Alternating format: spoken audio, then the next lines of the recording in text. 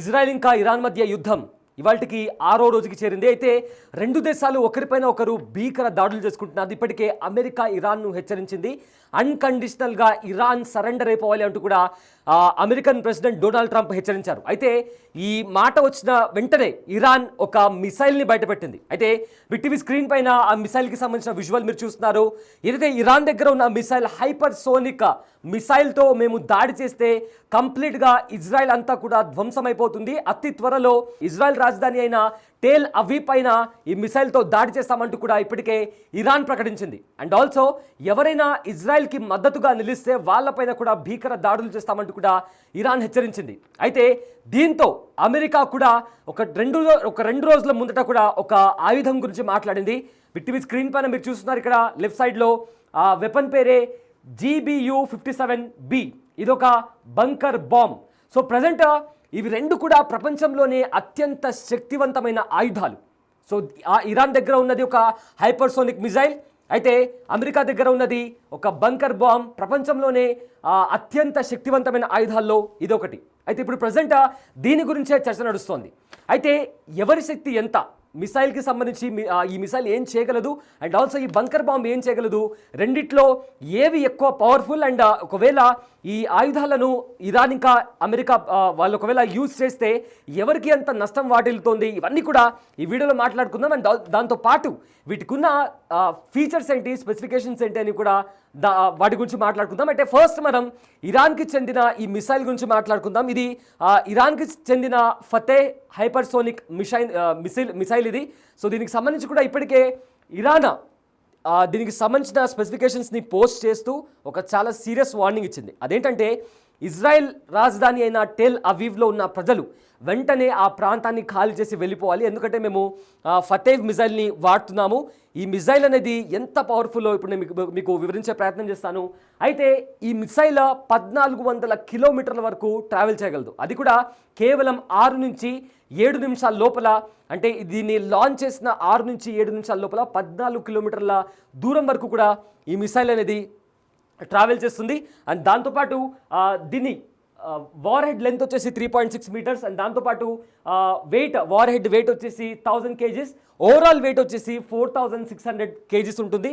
And దాని length వచ్చేసి 11.5 metres, ఆ తర్వాత డయామీటర్ వచ్చేసి 80 సెంటీమీటర్స్. దీంట్లో ఉండే ఫ్యూయల్ వచ్చేసి సాలిడ్ ఫ్యూయల్ని వాడతారు. అండ్ రేంజ్ వచ్చేసి ఇందాక నేను చెప్పుకున్నట్లు 1400 కిలోమీటర్లు. అంటే ఒక ఇజ్రాయెల్ మీదనే కాదు, ఇంకా ఇలాంటి చాలా మిజైల్స్ వాళ్ళ దగ్గర ఉన్నాయి. కాబట్టి ఒక ఇజ్రాయెల్ మీదనే కాదు, అమెరికా ఇంకా అరబ్ దేశాలపైన కూడా దాడి చేసేంత రేంజ్ దీనికి ఉంది. అంటే ఒకసారి దీన్ని లాంచ్ చేస్తే అమెరికాతో పాటు ఇజ్రాయెల్తో పాటు అరబ్ దేశాలకు కూడా డిస్ట్రాయ్ చేయగలిగే రేంజ్ దీనికి ఉంది. 14 కిలోమీటర్ల వరకు ఇది ట్రావెల్ చేయగలదు, and that to with in fraction of 6 to 7 minutes. So దాంతోపాటు దీనికి సంబంధించి కూడా ఇది ఒక హైపర్సోనిక్ బాలిస్టిక్ మిసైల్ ఇది. అండ్ దీనికి మాన్యువర్ అండ్ ఇన్సైడ్ మాన్యువర్ అంటే మూమెంట్, దీని మూమెంట్ అనేది స్పియర్ షేప్లో కంటిన్యూస్గా రొటేట్ అవుతూ ఇది ఎక్కడైతే టార్గెట్ని లాక్ చేశారో ఆ ప్లేస్కి వెళ్తుంది. అండ్ దాంతోపాటు ఎక్కడైతే డిఫెన్స్ సిస్టమ్, ఒకవేళ ఈ మిసైల్ని లాంచ్ చేసిన తర్వాత ఇజ్రాయెల్లో వాళ్ళ డిఫెన్స్ సిస్టమ్ ఉంటుంది, ఏదైనా మిసైల్ వస్తే అడ్డుకోవడానికి, ఐరన్ డోమ్ ఫర్ ఎగ్జాంపుల్. అయితే అలాంటి పవర్ఫుల్ డిఫెన్స్ సిస్టమ్స్ కూడా ఈ మిసైల్ని అడ్డుకోలేవు. అంత ఖచ్చితంగా ఈ మిసైల్ అనేది దాడి చేస్తుంది. అండ్ దాడి చేసిన తర్వాత ఎక్కడైతే దాడి జరిగిందో అక్కడి నుంచి కొన్ని 100 కిలోమీటర్ల వరకు కూడా దాని ఇంపాక్ట్ అనేది క్రియేట్ అవుతుంది. ఎందుకో అది కూడా ఎక్స్ప్లెయిన్ చేసే ప్రయత్నం చేస్తాను. బట్ దానికంటే ముందు కూడా దీనికి వచ్చేసి the missiles war head contains spherical motor and moving nozzle that enables it manoeuvre in all directions. దాంట్లో ఉండే ఏదైతే వార్ హెడ్ ఉందో ఆ వార్ హెడ్ కారణంగా ఇది ఒక స్పిరికల్ షేప్లో మూమెంట్ జరుగుతూ కూడా ఆ టార్గెట్ని రీచ్ అయ్యి అక్కడ విధ్వంసాన్ని సృష్టిస్తుంది. అండ్ ఇది ఇరాన్లో చేశారు. అండ్ ఇక్కడ ఇందాక ఎందుకు కొన్ని 100 కిలోమీటర్ల వరకు దాని ఇంపాక్ట్ ఎందుకు చూపిస్తుందంటే దీనికి సంబంధించిన స్పీడ్. అయితే దీనికి సంబంధించిన స్పీడ్ వచ్చేసి మ్యాచ్ 13 to 15. ఇక్కడ మ్యాచ్ అనేది ఏంటంటే సీ లెవెల్లో స్పీడ్కి సంబంధించి మనకు ఒక సౌండ్ ఉంటుంది. ఫర్ ఎగ్జాంపుల్ ఒక బాంబు పేలింది అనుకుందాం. సో ఆ బాంబుకి సంబంధించి కూడా ఒక సౌండ్ ఉంటుంది, సౌండ్ మనకు వినిపిస్తుంది. అయితే ఇక్కడ ఇది ట్రావెల్ చేసేటప్పుడు ఆ స్పీడ్లో వెళ్ళేటప్పుడు దాని సౌండ్ వచ్చేసి 13 to 15 మ్యాచ్ ఉంటుంది. అంటే ఇక్కడ ఈ మ్యాచ్ అనే పదం దీనికి అర్థం ఏంటి అంటే 1 మ్యాచ్ ఈజ్ ఈక్వల్స్ టు ఒకవేళ అంత స్పీడ్లో వెళ్తే 1 మ్యాచ్ స్పీడ్లో వెళ్తే అది 1235 km/h, అంటే అంత శబ్దాన్ని అది క్రియేట్ చేసుకుంటూ వెళ్తుంది. జస్ట్ ఇమాజిన్, అంటే మనిషి అక్కడ ఉన్న మనిషి అనేవాడు ఆ శబ్దానికే గుండె పగిలి చచ్చిపోయేంతలా, అంటే అంత భీకరమైన శబ్దం. అలాంటిది 13 రెట్లు ఎక్కువ, 13 to 15, అంటే ఎంత శబ్దం వస్తుంది. ఫర్ ఎగ్జాంపుల్ మ్యాచ్ 13 అంటే దగ్గరగా 16,055 km/h, అంత స్పీడ్తో ఒక మిసైల్ వెళ్తే ఆ సౌండ్కే మనిషి బ్రెయిన్ డెడ్ అయి చనిపోయే అవకాశం కూడా ఉంటుంది. ఎందుకంటే అంత డెసిబుల్స్ అనేవి మనిషి తట్టుకోలేడు. ఇక 13 అంటే అది 15కి వరకు కూడా వెళ్ళొచ్చు.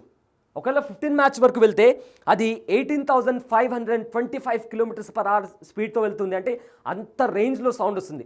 మన ఇంటి దగ్గర దీపావళి అప్పుడు కూడా, లేదా ఏదైనా సెలబ్రేషన్స్ అప్పుడు కూడా ఈ చిచ్చుబుడ్డి లక్ష్మీ బాంబు లాంటివి, ఆటం బాంబు లాంటివి పేలుస్తుంటాం. అది పేలుస్తేనే మనకు చెవుల్లో అప్పుడప్పుడు రీసౌండ్ వస్తుంది.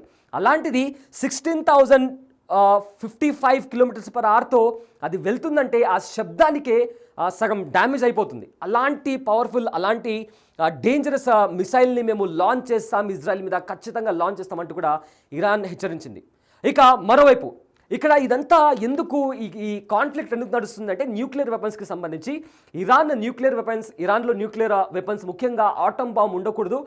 దానికి మేము ఆల్రెడీ ఇరాన్ని హెచ్చరించాము, అయినా కూడా ఇరాన్ వినట్లేదు, అందుకే మేము దాడి చేశామంటూ కూడా ఇజ్రాయెల్ చెప్పుకుంటూ వస్తుంది. అయితే ఈ అణుబాంబులకు సంబంధించి ఎక్కువగా బంకర్లలో చాలా వరకు కూడా దీనికి సంబంధించిన న్యూక్లియర్ వెపన్స్ కావచ్చు, బంకర్లలో స్టోర్ చేసి పెట్టారు. సో ఆ బంకర్లను డ్యామేజ్ చేయాలి అంటే, ఆ బంకర్ల పైన అటాక్ చేయాలి అంటే ఒక పవర్ఫుల్ వెపన్ కావాలి. ఆ వెపనే ఇక్కడ బిగ్ టీవీ స్క్రీన్ పైన కనిపిస్తున్న GBU-57B. ఈ ఏదైతే వెపన్ కనిపిస్తుందో ఇది ప్రపంచంలోనే అత్యంత ప్రమాదకరమైన, శక్తివంతమైన వెపన్ ఇది. ఈ వెపన్ ద్వారా ఇదొక బంకర్ బాంబ్, దీని పేరు GBU-57B. ఇదొక బంకర్ బాంబ్. అయితే ఇది ఒకవేళ ఇది దాడి చేసిన తర్వాత, ఒక ప్లేన్లో దీన్ని క్యారీ చేస్తారు, ఒక్కసారి రిలీజ్ చేసిన తర్వాత ఈ బంకర్ బాంబ్ 200 అడుగుల లోతు వరకు చొచ్చుకొని వెళ్ళి అక్కడ ఉండే బంకర్లను ధ్వంసం చేయగల శక్తి సామర్థ్యాలు ఈ బంకర్ బాంబ్కు ఉన్నాయి.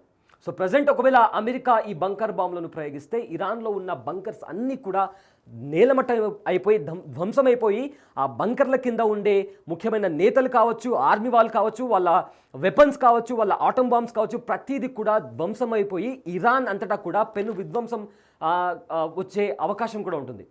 అలాంటి భయంకరమైన వెపన్ అనేది ఇప్పుడు ప్రజెంట్ అమెరికా దగ్గర ఉంది. ఈ వెపన్ గురించి అమెరికా రీసెంట్గా కూడా మాట్లాడింది.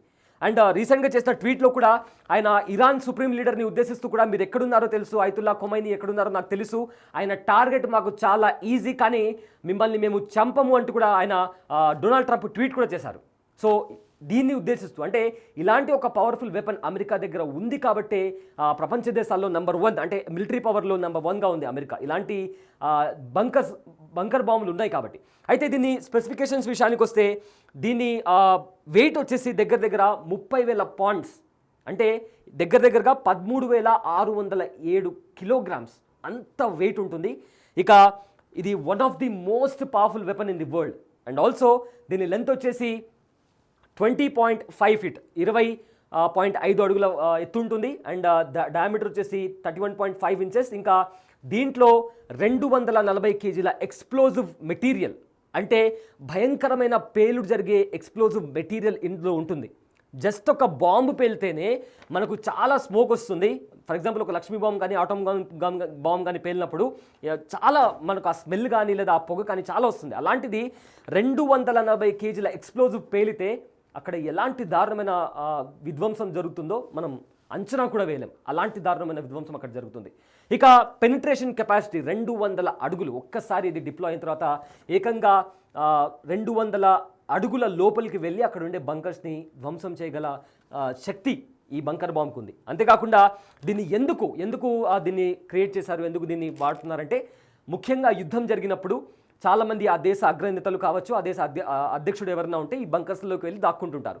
సో అలాంటి వాళ్ళని కూడా అలాంటి వాళ్ళపైన దాడి చేయడానికి దీన్ని క్రియేట్ చేశారు. అండ్ ఆల్సో ఎక్కువగా ఆర్మీ వాళ్ళు వాళ్ళ మిసైల్స్ని కావచ్చు, ఇతర వెపన్స్ని కావచ్చు బంకర్స్లో దాచిపెట్టినప్పుడు ఆ వెపన్స్ని ధ్వంసం చేయడానికి, డ్యామేజ్ చేయడానికి కూడా ఇలాంటి పవర్ఫుల్ వెపన్స్ వాడుతుంటారు.